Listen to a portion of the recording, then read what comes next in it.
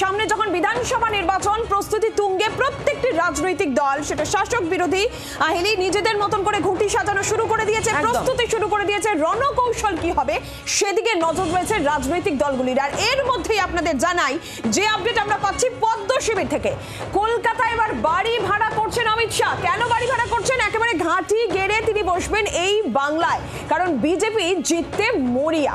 SIR বিরোধিতায় পারদ যখন তৃণমূল কংগ্রেস ক্রমশই তুঙ্গে চড়াচ্ছে এবং আজকে মমতা বন্দ্যোপাধ্যায় তিনি পৌঁছে যাচ্ছেন মতুয়াগড়ে এবং এসআইআর বিরোধিতায় আজকে মতুয়াগড়ে মমতা বন্দ্যোপাধ্যায় কর্মসূচি রয়েছে, সভা রয়েছে, পদযাত্রা রয়েছে এবং তার মধ্যে এই খবর যেখানে অমিত শাহ তিনি একেবারে এই বাংলায় ঘাঁটি গেড়ে বসবেন। বিধানসভা নির্বাচন পর্যন্ত তিনি থাকবেন। কি রণকৌশল, কিভাবে এগোবে বিজেপি, কোথায় সভা, সমস্তটা ঠিক করবেন কেন্দ্রীয় স্বরাষ্ট্রমন্ত্রী। একেবারেই নীলাঞ্জনা, আমরা কিন্তু শুরু থেকেই দেখছি ভোটের হাওয়া যখন থেকেই বঙ্গে বইতে শুরু করেছে তখন থেকেই বঙ্গ বিজেপি তারা কিন্তু একেবারে চার্জ আপ হয়েছিল। হয়তো এই খবর তাদের কাছে অবশ্যই আগে থেকে ছিল এবং অমিত শাহ তিনি যদি বঙ্গে আসেন এবং রণকৌশল ঠিক করে দেন বঙ্গ বিজেপির নেতাদের, তাহলে এটা বলার অপেক্ষা রাখে না যে স্বাভাবিকভাবে সেটা একটা আলাদা অক্সিজেন যোগাবে বঙ্গ বিজেপিকে।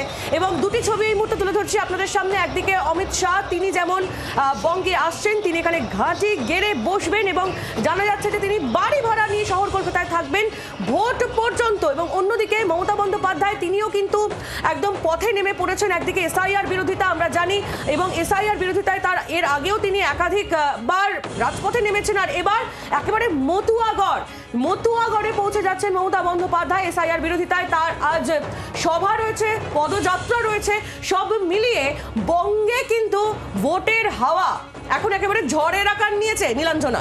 একদমই তাই। বিধানসভা নির্বাচন যেখানে সামনে, যেমনটা বলছিলাম যে প্রত্যেকটি রাজনৈতিক দল নিজেদের মতন করে ঘুঁটি সাজানো শুরু করে দিয়েছে। জিততে মরিয়া একদিকে পদ্ম নেতৃত্ব, তারা যেরকম নিজেদের মতন করে এগোচ্ছে, রণকৌশল ঠিক করছে।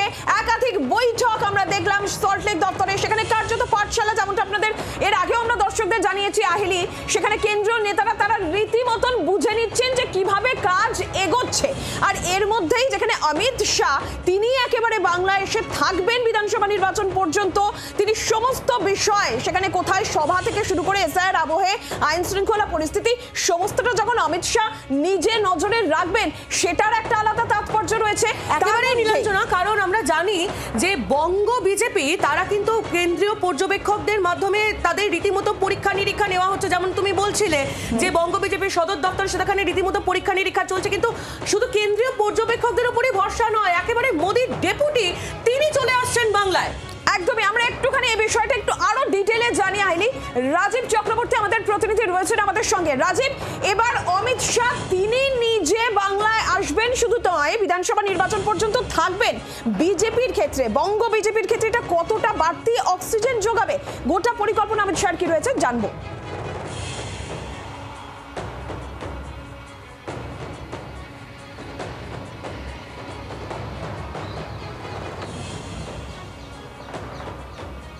রাজীব শোনা যাচ্ছে?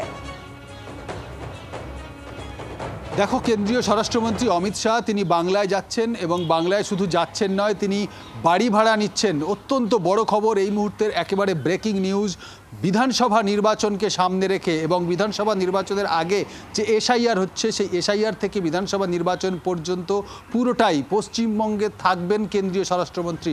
অবশ্যই দিল্লিতে তার কাজ রয়েছে, দিল্লিতে যাতায়াত করবেন, কিন্তু পশ্চিমবঙ্গে একটি ঠিকানা তৈরি করছেন, রীতিমতো ঘাঁটি গাড়তে চলেছেন কেন্দ্রীয় স্বরাষ্ট্রমন্ত্রী অমিত শাহ।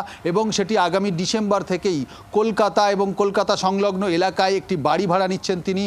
এসআইআর সংক্রান্ত যদি আইন শৃঙ্খলার অবনতি কিছু হয় বা যে বাংলাদেশ সীমান্তে কোনো সমস্যা হয়, সেখান থেকে যদি ভুয়ো ভোটাররা ঢোকে, এমন কিছু বিষয় বিজেপি অন্তত আশঙ্কা করছে। আর সেই কারণেই কেন্দ্রীয় স্বরাষ্ট্রমন্ত্রী তিনি লাগাতার বেশ কয়েক মাস কলকাতায় থাকবেন এবং অবশ্যই তিনি দিল্লিতে যাতায়াত করবেন, কিন্তু কলকাতায় তার একটি ঠিকানা থাকবে, যাকে বলে ঘাঁটি গাড়তে চলেছেন কেন্দ্রীয় স্বরাষ্ট্রমন্ত্রী অমিত শাহ।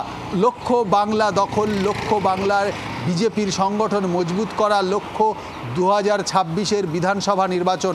আর সেই লক্ষ্যেই কেন্দ্রীয় স্বরাষ্ট্রমন্ত্রী তিনি বাংলায় গিয়ে থাকবেন। আর সেই জন্যই একটি বাড়ি ভাড়া নেওয়া হচ্ছে কেন্দ্রীয় স্বরাষ্ট্রমন্ত্রী অমিত শাহর নামে এবং তিনি সেখানে থাকবেন।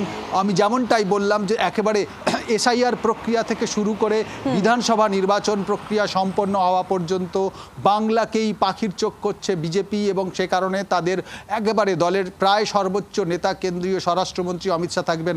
এখানেই শেষ নয়, 28টি জনসভা করবেন কেন্দ্রীয় স্বরাষ্ট্রমন্ত্রী অমিত শাহ বাংলায়। এখনও পর্যন্ত 28টি জনসভার যে শিডিউল সেটি তৈরি হয়ে গিয়েছে। কোথায়, কবে, কোনখানে কেন্দ্রীয় স্বরাষ্ট্রমন্ত্রী জনসভা করবেন তা কিন্তু তৈরি করে ফেলেছে রাজ্য বিজেপি, এবং রাজ্য বিজেপির প্রস্তাব মতো কেন্দ্রীয় বিজেপিও। শুধু তাই নয়, প্রধানমন্ত্রী নরেন্দ্র মোদীর জন্য 15টি জনসভা স্থল ইতিমধ্যেই চিহ্নিত হয়ে গিয়েছে। 15টি জায়গায় জনসভা করবেন প্রধানমন্ত্রী নরেন্দ্র মোদী। এখানে প্রশ্ন আসতে পারে যে 2021-এর বিধানসভা নির্বাচনে প্রধানমন্ত্রী নরেন্দ্র মোদী অনেকগুলি জনসভা করেছিলেন, তাহলে 2026-এ এখনও পর্যন্ত মাত্র 15টি কেন? এর জবাব কেন্দ্রীয় বিজেপির নেতারা বলছেন যে 15টি বিধানসভা এলাকা নয়, কয়েকটি বিধানসভা এলাকাকে কেন্দ্র করে যে বিধানসভা কেন্দ্রগুলিতে বিজেপির সম্ভাবনা রয়েছে সেই সম্ভাবনাময় এলাকাগুলিতে প্রধানমন্ত্রী একেবারেই অর্থাৎ একটা বড় স্ট্র্যাটেজি তৈরি করা হচ্ছে নীলাঞ্জনা পদ্ম শিবিরের তরফ থেকে, এবং যেটা পর্যালোচনা করবেন, পুরোটা খতিয়ে দেখবেন মোদীর ডেপুটি কেন্দ্রীয় স্বরাষ্ট্রমন্ত্রী অমিত শাহ। বাংলার আওয়াজ, বাঙালির আবেগ, জি 24 ঘন্টা।